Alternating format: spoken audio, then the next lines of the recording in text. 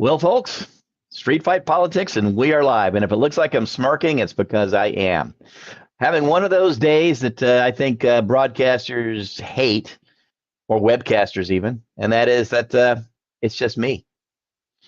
Doc Eddie is listening in on from an undisclosed location in in the bowels of a medical facility, and our scheduled guest Tom Zoellner.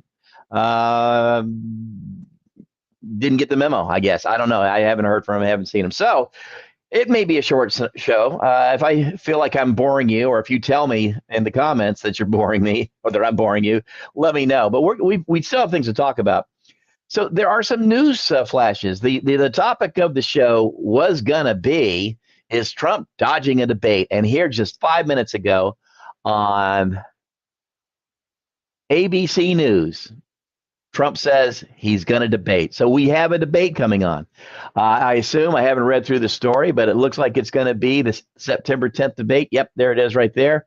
So guess what, folks? We've got a debate. Still to be known whether there's going to be muted cam or muted mics or whatever special rules are going to come up.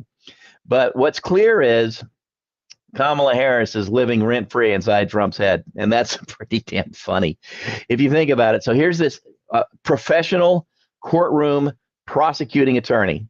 That's really all she's ever done until she decided to run for the state attorney general. And even then, obviously, attorney general. And then she ran for Senate. And if anybody remembers, and was it 2017? Sometimes it seems like yesterday, sometimes it seems like a century ago, during the Brett Kavanaugh hearing, when she was one of those people who made him cry. She was very effective. She was incredibly impressive. That's the first time I ever remembered seeing her, the new senator from California. And it was not just him, but Gorsuch and Kavanaugh. And then after that, later on, of course, Amy Coney Barrett. And she wasn't in the confirmation hearing for Coney Barrett, but she was amazingly effective. She knows her way around an interrogation, how to talk to people on the stands, how to handle witnesses. And so thinking of that and the idea of her going against Trump, who just is an idiot on the stand, an idiot in a deposition, is a debate the same thing? No, but yeah. So I'm going to be watching it. I don't know what time it's going to be on, but I will certainly be watching that. And you know what? We may even do, whether I do it through Street Fight Politics or just on my own, I'll talk with Doc Eddie about what he wants to do. But we might do a live broadcast for that, just to do a watch party and see what's going on there. So anyway, stay tuned. It'll be fun. And we'll see what Trump does. I for one, have been, I'm not going to lie, I've been fantasizing about watching him completely break down, like Humphrey Bogart in the Caine Mutiny or something dramatic like that, and just turn into a gibbering idiot on the stand. And it could happen.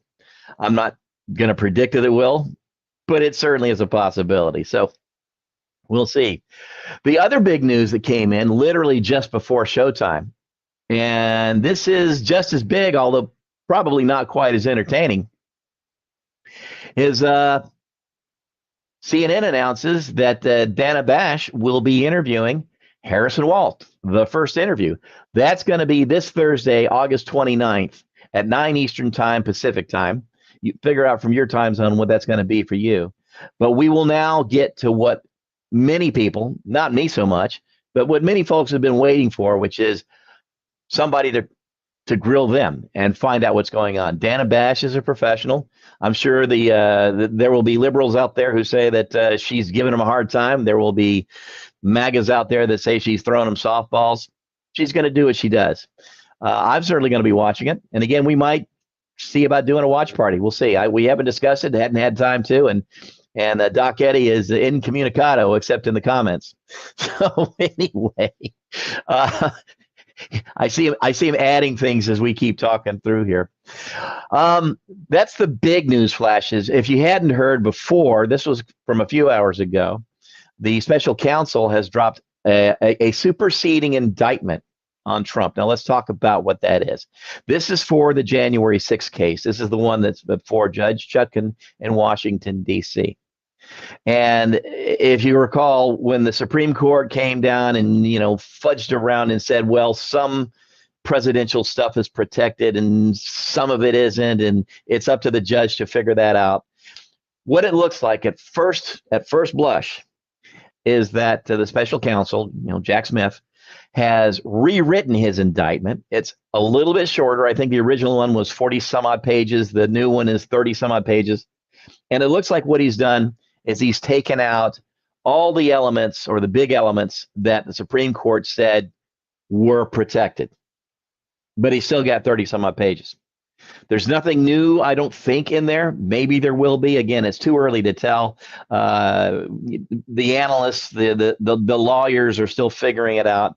But I think that's what we're going to find, is that he has prudently dropped down the charges so that they never have to be considered before Judge Chutkan. He's just taken that off the table. And the new ones, or the new indictment, focuses strictly on the things that he strongly believes he can get a conviction on, and that won't be challenged. Well, they're going to be challenged, but that will survive a challenge before the appeals court and the Supreme Court. So again, we'll see. Does this mean we're going to hear about anything before the election? A little bit, maybe, sort of. Don't know. Kind of up to Judge Chutkan. But it would be great if we could at least get evidentiary things in the open, the charges in the open. The charges are in the open, but the evidentiary pieces of that, so that we can see what Jack Smith has against Trump, so the voters can at least form their own opinions. It won't convict him, but it certainly should and could have an effect on the election. Let's talk about that. So polls. I've got a cousin that smart guy, literally a rocket scientist. He's got stuff on Mars and on their way to Jupiter, or to orbit Jupiter. He's at the JPL in California. And so this is a guy who knows his way around numbers. And that's why I tell you that background. And he watches the polls. Like me, he doesn't necessarily believe that the numbers are the truth or accurate, but we both watch the trends to see where they're going, because the trends are really what you want to see in a poll. Who's gaining, who's losing. And for the last several weeks now, Harris has been gaining and Trump has been losing, but it's still going to be tight. The polls have Harris ahead in the most part. In most of the battleground states. North Carolina was just rated as a toss-up now, which is really cool.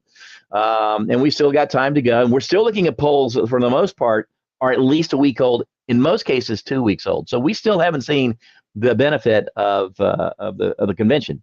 But anyway, nonetheless, here we have the polls that people are starting to look at, and they're starting to show some trends. The trends are that Harris is gaining.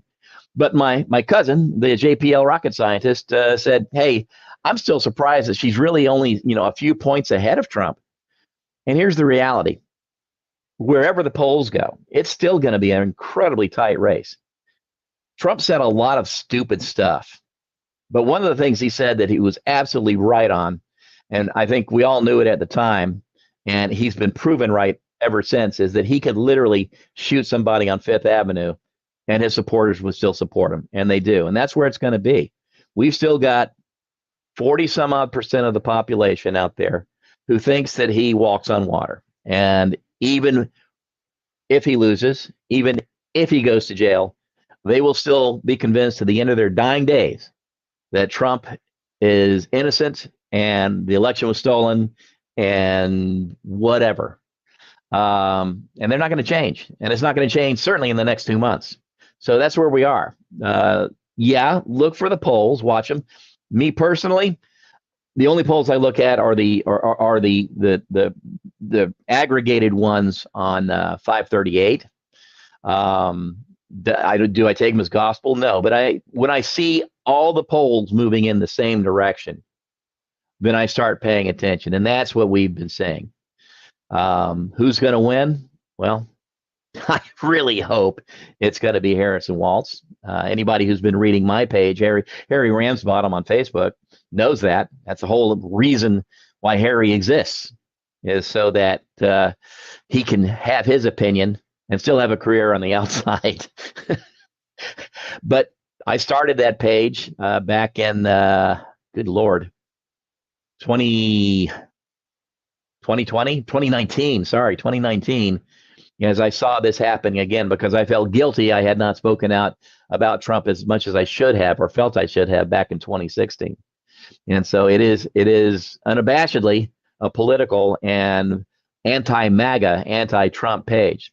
So if you haven't checked it out, if you know this show from Doc Eddie, from Ed Westerfield, or Paradigm Shift, you can look at all these pages at the same time. We all post different things, and so you might enjoy if you haven't gone there to take a look at it. But I'm typically posting exactly what I've been talking about, whether it's debates, anything that is embarrassing to Trump, and I try to be as fact-based as the facts allow me to be, as the facts are presented, because Facebook does not look happily on political posters. And I've had my hand smacked enough times to be a little shy of posting things that I cannot prove. Not saying it doesn't happen occasionally. Sometimes the proof that I'm relying on is not correct. But nonetheless, for the most part, I'm verifying everything and using solid sources when I post things. So feel free to come by and take a look sometime. I also post in about literally 100 Facebook groups. Not every single thing on my page gets posted in other groups, but the ones I think are big stories, those get posted in groups. And so you may have seen me in, I don't know, some other political group, Florida Antifa, Democrats for Texas Democrats for, New Democracy, stuff like that. I'm always on there. Let's take a look at some of the other things that are happening, though, because again, the big topic is in the title of the show. Is Trump squirming out? And no, he's not. so we already have that out of the way. Let's talk about. So one thing that I'm a little disappointed is the word about Tom Zoellner not being here is that the latest book he wrote was called Island on Fire, and it was about the slave revolt in Jamaica and its effect on the British, on England, the British Empire's anti-slavery movement. I haven't read the book. I've heard about it. I'm barely connected with Tom on Facebook. We bumped into each other a couple of times, but I can't. This would have been my first night to actually meet him, so it would have been nice to do that. But I did just buy the book, and will be reading it. Hopefully, we'll get him on sometime in the future, and I can speak intelligently to it. But what I wanted him to comment on was some really, really stupid stuff that I've seen coming out of MAGA about Kamala Harris not being black. And I saw a Venn diagram, well, their version of a Venn diagram the other day that had, Indian, American. In the middle was Kamala Harris. And then a completely different circle that said Afro-Jamaican. And her not being on there. So you just kind of have to visualize it. What they're saying, or what they're attempting to say, is that if you are Jamaican, you're not African. And therefore, Kamala Harris, whose father was from Jamaica, is not African. Well, let's think about that for a minute. Where did all those black people in Jamaica come from? They came from exactly the same places that all the black people in the United States came from, and everywhere else in the Caribbean. They came from West Africa for the most part. Some came from Southeast Africa, from the Mozambique area.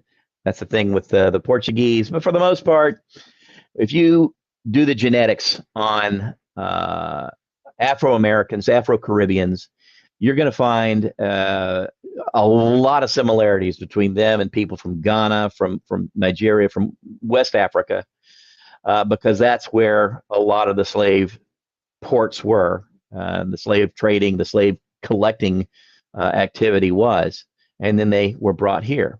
The other thing you're going to find, unsurprisingly, is that a lot of African Americans have European ancestry. How do you think that happened? By definition, if someone has no power to resist and they have a baby with somebody who is their enslaver, that's rape. It just is. And the sad truth is that a lot of our African American population are the byproducts of sexual violence, of forced sex, and that would be the same as Kamala Harris. Famously, she wrote, or her father wrote, I can't remember exactly which of them wrote it, that his ancestry in Jamaica can be traced to slaveholders. Well, that doesn't make her not black. That doesn't make him not black. And it certainly doesn't make either one of them guilty of enslaving people. They're as guilty of enslaving people as every other African American in the United States with slaveholder ancestry is, which means none, zip, zilch. That was generations ago, and that was, again, an act of violence forced on those enslaved people by the enslavers. So to even say anything like Kamala Harris is not black is, first and foremost, just incredibly offensive, and secondly, really, really stupid, factually stupid. So, wish he'd had some more time to be able to talk about that. Other things to talk about. I spend a lot of time, you can probably, if you don't know me, you can tell maybe from my background here that there's some Army military things hanging on the wall and in the bookshelves. I'm a retired soldier. I raised my right hand on the 15th of May in 1985, and 30 years later, I stopped shaving. In between, I lived a life. I went to Iraq, went to Afghanistan, went to Kosovo, went to some other places, where people weren't shooting at me. And I got a great education. I've got multiple graduate certificates and a graduate degree, and believe it or not, diplomacy with a concentration in international terrorism. I've taught that. I've taught intelligence support to counterinsurgency at Fort Huachuca at the Army's Intelligence Center of Excellence and School, and then I practiced it. So I have a real interest in international affairs. I have a real interest in wars. Always have been. That's what drew me into politics. That's what got me into the game. So looking at what has been happening in in Ukraine, has been fascinating to me from the very beginning. I did not think, for instance, that Russia was really going to invade, because I didn't think they were that stupid. But they did. Obviously, I was wrong. And then I thought, well, it's going to be quick, because just look at the numbers. And then again, because I didn't think Russia was that stupid. And as it turned out, Russia was, in fact, that stupid. We always tend to overestimate our enemies if we've been studying them for a long time, especially if we thought we were going to go to war against them, because we want to think, just naturally, we want to think that they are worthy of our attention. And so we overestimated the Soviets. And once again, we then overestimated Soviets Part 2, the Russian army under Putin, and thought they were better than they are. And that's quite obviously not the case. I can also tell you that I had worked with Ukrainians in 2004 in Kosovo. Now, this is right after the Soviet Union collapsed. You know, it was a lot of the same troops, a lot of certainly all the same leadership, and they were not impressive. They just weren't. We saw what happened in 2014, where it was almost a walkover by Putin's army into the Donetsk region, Luhansk, and that area. And so I think I just expected that the Ukrainians would not have improved as much as they did. The reality is that a lot of my former peers and colleagues had spent the time from 2014 to 2022 making sure that Ukraine had gotten better. And they quite obviously have. Enough so that they have stopped, for the most part, Putin in his tracks. And the war has since become almost exactly like World War I in 1917, 1916, just a stalemate where each side trades a few literally meters of ground, a few hectares at a time, but nothing really happens except troops getting ground up in the meat grinder, because that's the function of soldiers in a war like that, unfortunately. And whoever runs out of their soldiers first is the one who wins. But then, just a few weeks ago, has it even been a month? I don't think it has. Ukraine did an end around. They attacked where Russia didn't expect them to attack, and where Russia was not prepared to receive an attack. They took troops from their front, from their reserves. They stripped people away in places where they thought they could hold the Russians in the south and the east, and they attacked in the north towards Kursk. And at first, I thought they can't sustain this. There's no way they can continue on this way, because at some point you run out of troops. You know, you need however many troops per mile. You have to secure what you've taken. But they're doing really well. And they're causing the Russians to react. Now, I get my news on that primarily from the Institute for the Study of War. I post those updates every morning on my page, and you can read them yourselves. And they have interactive maps. You can see for yourself what is going on and what has gone on. But what I'll tell you is that from a soldier's perspective, from somebody who studies it from the high operational and strategic level, Ukraine has really, really done well. And even though our horrible Congress, the MAGA Congress, kneecapped him for about 6 months there, and that really did hurt. That really, really hurt.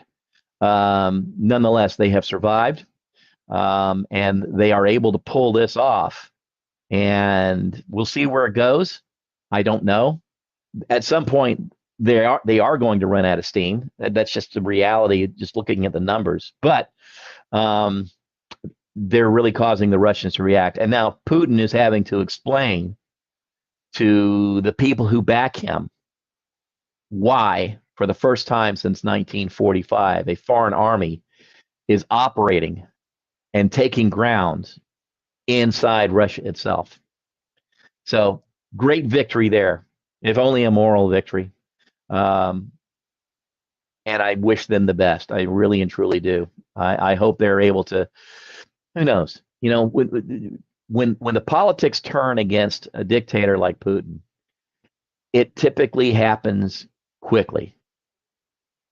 And I think that's what we might see. At some point, somebody's going to say, we've had enough. We can't take this anymore.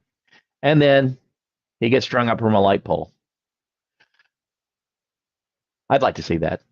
I really, truly would. So let's talk about the other big thing, the other shoe that's been hanging over so many heads that's about to drop. Will Iran attack Israel?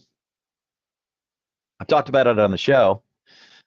It's imminent, but when Iraq is ready. Now, what's a couple things impacting this?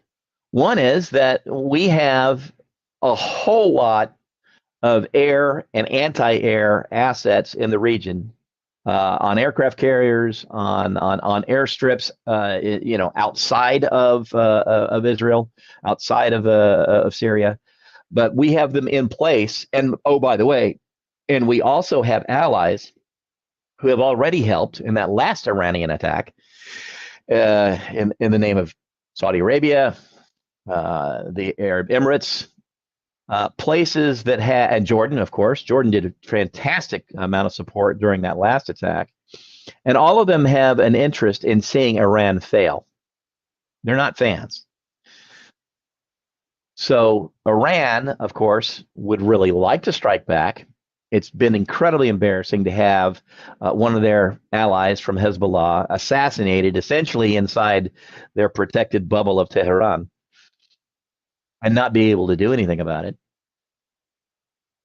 But what would be worse, perhaps, is if they tried to attack and everything got shot down like it was before. There are indeed thousands of rockets and missiles in southern Lebanon. There are also thousands of Israelis just across that border prepared to roll if need be. And they did that before. If you don't remember, in 2006, Hezbollah decided that it would be fun to attack Israel. And the southern half of Lebanon 6 months later was a wasteland. And Israel is ready to do that again. You're looking at it from the political perspective of Netanyahu, who, like Trump, could easily go to jail if he is ever voted out of power. And it's absolutely in his best interest to keep being needed by the Israeli people. As long as Israel is at war, they are not very excited about the idea of changing leadership while they're still being shot at. And so why wouldn't Netanyahu keep kicking the anthill as he has done and keep getting shot at, or keep having his fellow countrymen being shot at, so that he stays out of jail and tries to play for time and maybe figure out a way out of this thing? So there's that. At the end of the day, we don't know when they're going to attack. I can say they probably will. The other factor, of course, is a ceasefire in Gaza. Everybody, to include Iran, wants to see a ceasefire happen. So let's just see what happens here. I'll tell you this. I would not be booking any trips to Israel if I were you. Bad idea. Just don't do it. Or Russia. That's also a bad idea. Ask Brittany Griner. What other places? Venezuela. Venezuela has been a sore on our ass since before 9/11. When Hugo Chavez took over, declared his Bolivarian Republic, whatever it is, the workers' paradise that he wanted it to be. At least when he was in charge, strongman dictator that he was, he still had popular support. Well, Maduro, who took over when Chavez died, God, over a decade ago, finally held some free elections. And the long and the short of it is that in all the previous elections, the elections department, the elections folks in Venezuela were able to show that the polling results from each polling station, from each district, that supported the claims of Maduro and before him Chavez, that they at least had been voted into power. They're not doing that now. Nobody in Venezuela, except for Maduro and his allies, can point to anything, can say, well, none of them can point to any evidence that he was elected. None of them can actually say that they have any evidence that he was elected, yet he's still in power. So what's going to happen? Well, there had been reports that the U.S., so us, Biden, have been working with Chavez to maybe offer him a way out. We've done that to dictators before. We did that to at least one or two dictators in Haiti. Somoza, Anastasio Somoza from Nicaragua back in the day. If you remember that, gosh, that was 1979. I was in high school. We've worked with dictators to give them an out, give them a place to go, give them transport, give them, some way to transfer money. But will we do that with Maduro? Certainly would be worth it just to get him out of the area. Where would he go? Not here. He's not going to come here. We do know that he's very afraid of the indictments that we have against him. We have indicted him. He could go to trial. If you remember back in the days of Panama, when we put that dictator in jail, and he spent the rest of his days in a in a Miami prison, sitting on his front porch of his little shack in a rocking chair, watching the traffic go by in '95. He doesn't want that. So we'll see what he does. We'll see what he does. He could end up having a nice retirement someplace far away with no power, no ability to get back to power if he plays his cards right. Will he? I don't know. You know, the thing is, when I was in high school, when I was in eighth and ninth grade, I went to a school in St. Petersburg, and there were a lot of international kids there, a lot of Venezuelans, because Venezuela at that time was one of the richest countries in the world. It was doing great because it has a lot of oil, and it was able to capitalize on that. And it was a democratic place for the most part. You know, not the U.S., but they held elections, and then they presidents came and went, and political parties and the Congress changed hands until Chavez, and it's been a shit show ever since then. And I've got Ed here telling me, Ed, I'm sorry, I can't read as fast as I can talk, but Venezuela elections is what the Q Trumplicans are trying to do this November. Well, yeah. So let's talk about that. Let's talk about what would keep the Republicans from trying to take over like they did on January 6th. How could they take over things in Congress? Well, there's one huge difference between now, or December, January of this year coming up, and back in 2020, and that is that Democrats are in charge. Maybe not in the House, but they're close enough in the House that unless the GOP votes as one block to commit sedition, and I don't think they would, it's not going to happen. On top of that, Biden, Harris control the levers of power, control all the trappings of the executive branch of power, control the police, control the military, control, be able to call the National Guard, being able to call out the the Insurrection Act. Trump and his people won't have that power, won't have that ability. They can jump him down and scream all they want. I'm sure they will, but doesn't mean it's going to happen. So they're automatically less powerful than they were in 2020. What is going to happen? I don't know. I don't think anybody knows. Is there going to be violence? There's already been violence. There's already violence happening, very low level, but you see it all the time. And I would expect that it's going to increase. But is it going to be the Civil War with, troops on one side of the Potomac and, rebels on the other side? No, it's not, because the country isn't split up that way anymore. The country's far more mixed than it was in 1860, 1861. And you're not going to see people raiding National Guard armories to get guns. I mean, that might happen at the very lowest level, but I hate to tell you this, but there ain't a whole lot of stuff they can get from a National Guard army. All the heavy equipment is held on U.S. military installations. So does that mean the army will revolt? I'm sure there's going to be some troops that are going to be assholes, that are going to be traitors to, well, not technically traitors, but will certainly be seditionists. But I don't think you're going to see anything that looks like, or what we think of as a civil war. What you will see, if it gets really bad, is something that looks like neighbors on neighbors, neighborhood violence, people from the countryside coming into the cities to look for people they think, the voting folks, the voting registrar folks, and things like that. That's the kind of violence that you're going to see. It's going to be terrorist violence. It's going to look like Northern Ireland did, if anybody remembers that, where you've got towns that are mixed, or you've got regions that are mixed, and you've got basically gangs of thugs and terrorists on both sides going into the other areas to beat each other up, and cops caught in the middle.